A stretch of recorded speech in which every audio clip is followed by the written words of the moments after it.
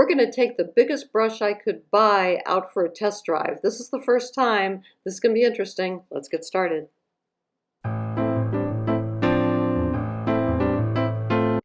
This is my first time painting with a brush that is 1.25 inches.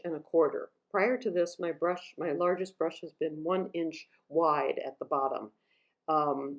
Both are Kolinsky Red Sable brushes. The brush that I'm using that's a 1.25 inches wide is, let's see, it is from Rosemary Company, and it is in number 22. I have no idea what that means, but it's the largest brush they make that is a flat and that is a watercolor brush, and that is Kolinsky Red Sable. So that's all I know so far. The next thing that I'll tell you is that I'm speeding this up to, I think this is twice as fast as I work. I'm not sure, but I think so. But before we get to that, I want to say that the watercolor block is an Arches watercolor block. It's 12 by 12 inches. I am loving a 12 by 12 inch square. Prior to this, I had an 8 by 8 inch square, so I'm very accustomed to that size, and that worked great for the 1 inch wide brush. But I wanted to get larger, and in order to get larger, you have to mix more paint. That's observation number one. So starting with, see how big that pile is? That's a big pile. The brush really had to be saturated in order for it to flow. Now, and I don't have a feel for this brush yet. You know, if you're a watercolor painter, then you probably know the brush just becomes an extension of your hand. You know, you become so friendly with it that you know exactly what it's going to do. So this is my first time with this brush, and I don't know exactly what it's going to do. I already know that I have to load it up quite a bit. So I'm putting in a neutral background that's cooler on the right than it is on the left. So I added a little bit of cadmium yellow to the left. I'm just putting in a neutral background. Now you might wonder what that was that just popped up there for a second. It was a piece of candy that's purple.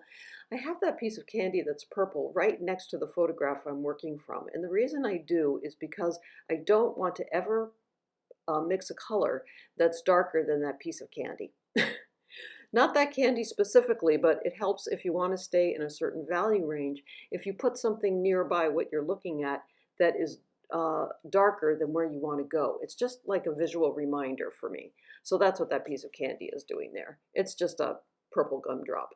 It's not required to have a purple gumdrop. You can have anything you want to. So, but that's what I'm using for today. Oh, now the next thing I noticed as I started painting was, oh my goodness, I don't know how to manage this brush really, really well yet. It, especially when I'm angling it, it doesn't.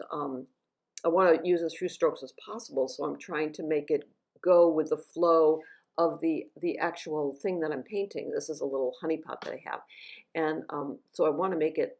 I want it to have it flow, but I found the brush was kind of resisting me in a way, and I don't know if that's because of the size of the brush or because I'm not feeling confident with it yet. We're going to find out.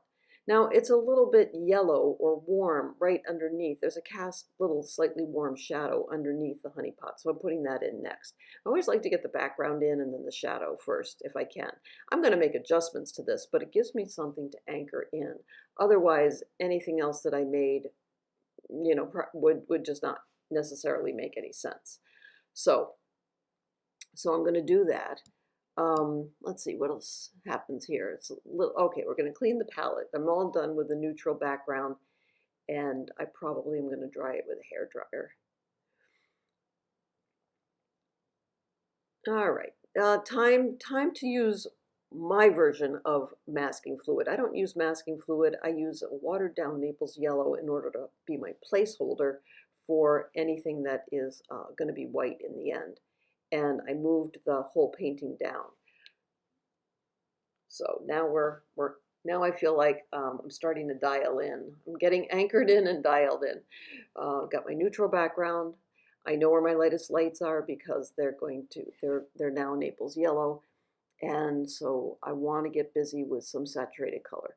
So this is quinacridone sienna, quinacridone gold, a little bit of cadmium red, and a little bit, and the emphasis, a very little bit of ultramarine blue. And I realized I have to make bigger puddles. I couldn't, you know, I'm used to exactly how the size of the puddle that I need, but the brush was having none of it. So I thought, okay, this is the learning curve. So the first thing I do is I put in what's going to be the darkest shape in that honey. It's dark and it's saturated. So, and it was comprised of about three or four different colors. Now I'm going to tip that burnt sienna just a little bit, or whatever that orange mixture is that I made. I'm tipping it with a little bit of cerulean blue. It's going to make it a little bit darker, but I think what I was looking for was I was seeing something that was a little bit greenish and a little bit neutral, which was just where the contact point is underneath the honey. And so I'm putting that in. It's such a tiny spot, but I could see it really clearly.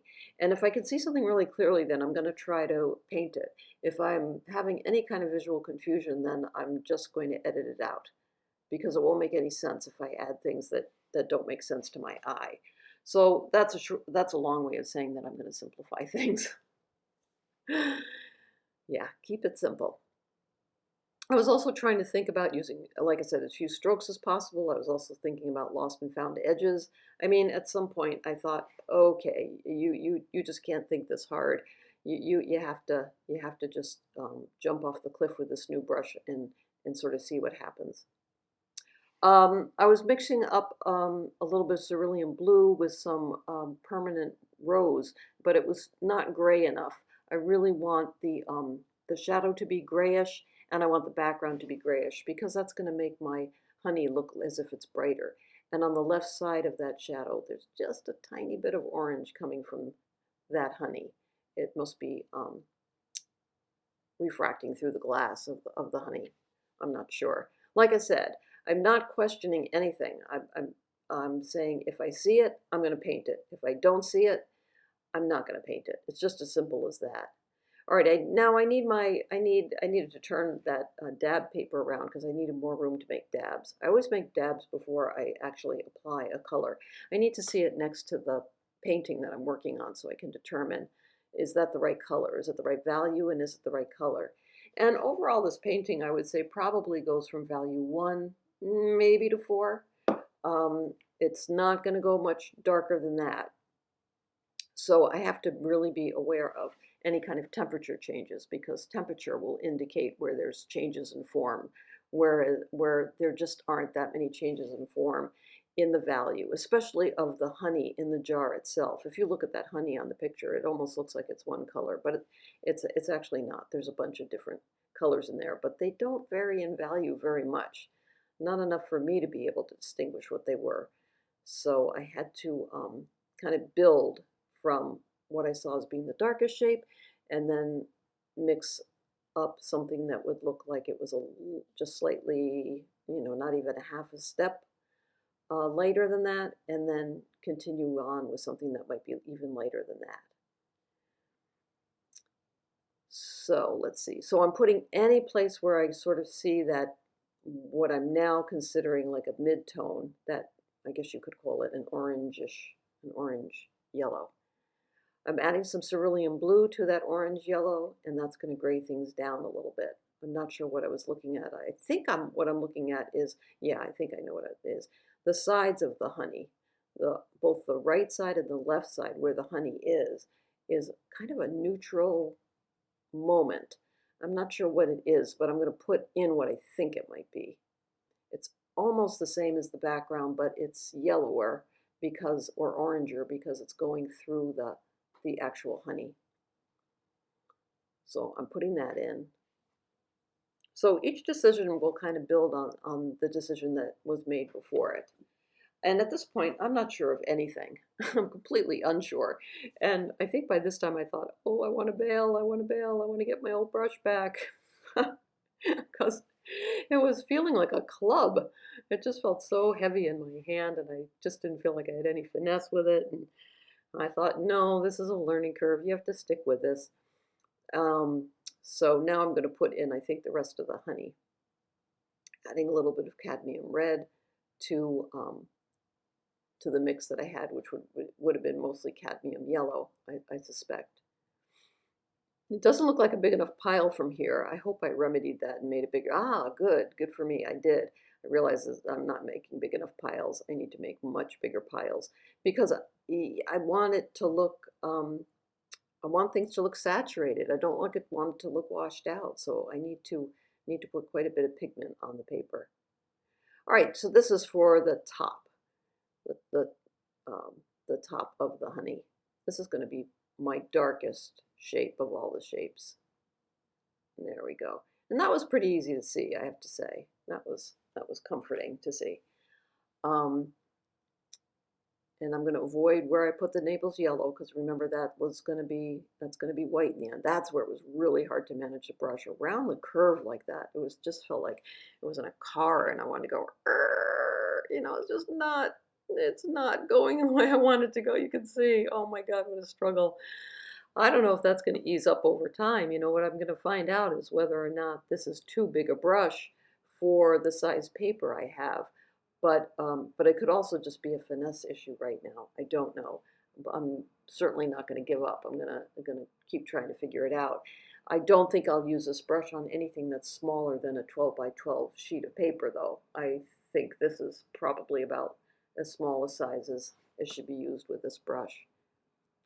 But, you know, I'm going to find out more and more in the days to come. So things are looking a little bit better. Now, I'm not feeling particularly better as the painter, as the artist right now, because it's feeling unwieldy, you know, tremendously unwieldy. Like I don't have a good grip on the steering wheel. So, but I'm concentrating so hard. I'm trying to ignore my discomfort. All right, time to clean off the palette because I need to have really clean paint once again. I don't think I've made a critically bad decision yet, but every decision I make from now on has to be really, really right. Otherwise, everything will be skewed off. Because remember, I found my darkest dark, which is probably going to be that lid, and my lightest light, which is going to be those white spots that I made Naples yellow for as placeholders. Now I'm finding the next value in the honey jar, and it's pretty yellow, but see how many test dabs I made. I was feeling like, no, that's too yellow. That's too yellow. It needs a little bit of red in it. I had a little bit of rose. There we go. That's a little bit better. So now this color going in now is lighter than the previous two colors that I put inside the honey pot so far. So I'm staying consistent with my plan, you know, kind of painting from finding my latest lights, finding my darkest darks, and then finding any mid values in between, and then determining shape by color, but also by temperature, and making sure that I don't paint anything that I don't actually see with my naked eye. If there's anything that is ambiguous or I'm not sure about it, then I just tell myself, don't paint it, which takes a lot of discipline because my brain wants to make sense of everything that I see. But I can't necessarily do that here. So I think I'm going to go back into that mid part of the honey. Yeah, I think that's where I'm going. It's not dark enough in there. It doesn't look saturated or rich enough yet. So I've got some cadmium red. I can see I've put some cerulean blue. Wow, I'm really trying to dial in something. I'm not sure what I'm going to get here. I think it's going to be a pretty dark orange. Yeah, there we go. It's almost like a burnt sienna, but brighter because it has some cadmium red in it. I need that shape to be right. I need that shape and that color to be really right.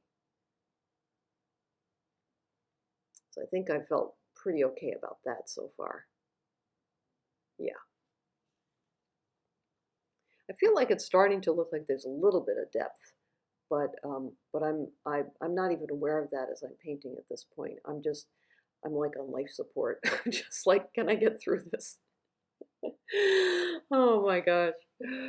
You know, I was in my painting happy place because I was able to think about just color, shape, and value. But on the other hand, I was also in my very unhappy place because I just felt like this, why is this thing in my hand?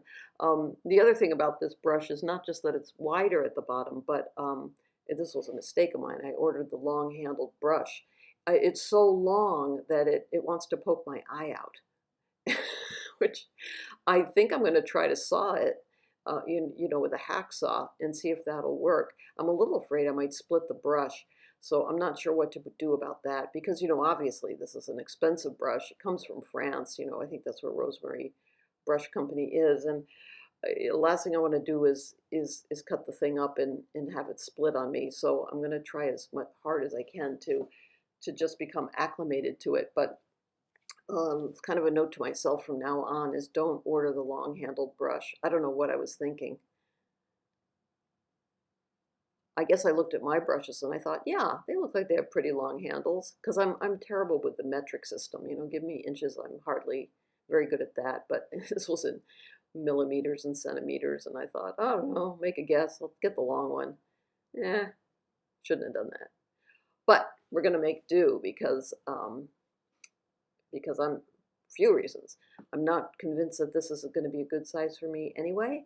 The first time out is never a time to judge anything. You know, more time on paper will give me the information that I need, and and I might find out after a while, especially if I'm working on a painting that's larger than 12 by 12, I might find that a long handle brush is the best thing I ever had. All right, now I'm going to put in some darker gray spots. They're almost lavender. I was trying to keep them almost a little bit lavender because I think lavender plays so nicely off of yellow, you know, because purple and yellow are opposites on the color wheel, or violet and yellow are opposites on the color wheel. But it's a fine line. You know, I want to make sure that I have color in this painting. I don't want it to be just a value study. I want to see any place I can put color in. I want to see if I can do it. So here's an example of that. I felt like there was a tiny spot of blue happening there. I don't know why, but I felt like if I see it, I'm going to paint it. And I suddenly thought, I think I see it. Oh, so we're at the end. So there's the painting at the very end. Oh, I know what happened. I went away and came back and did some final adjustments off camera. Not very much, but there it is. It's a 12 by 12 there. I stand by that painting. I think it's pretty good, especially for a first attempt with a brush that's an inch and a quarter wide. So remember to keep the whites of your paper white, your paints wet, mass for value, mix for color. Um, if you think of it, please subscribe to my YouTube channel and I will see you next time. Bye-bye.